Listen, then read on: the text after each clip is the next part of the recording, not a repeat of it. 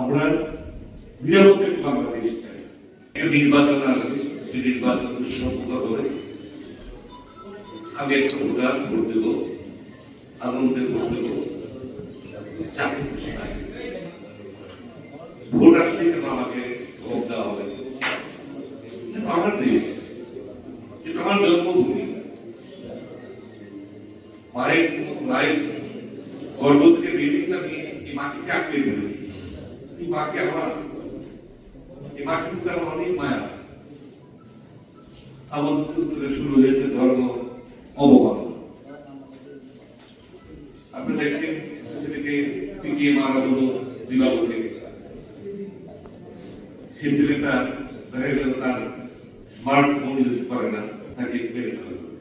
যারা রাজনীতি করে তারা সঠিক রাজনীতি করে না। আমরা যারা ভোটার, আমরা ভোট দিতে চাই। এখন এই ভোট আসবে বলে যদি ভারতবর্ষের আমার নিয়ে ধর্ষিত হয় এবং ধর্ষণের পর তাকে যদি মরতে হয়, এটা কেমন কথা, কেমন আমরা বিবেক আমাদের।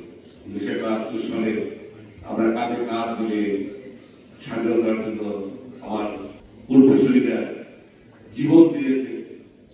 এই শহীদের বলে হিন্দু নামও আছে, মুসলমানের নামও আছে, কিন্তু আমরা আজকে এই সাম্প্রদায়িকতা কেন? এইটা আপনাদের কাছে আমার একটা প্রশ্ন থাকলো। আপনারা এটা আপনারাই উত্তরটা আপনারাই দেবেন আশা করি। আমরা নিরাপত্তা বাংলাদেশ চাই।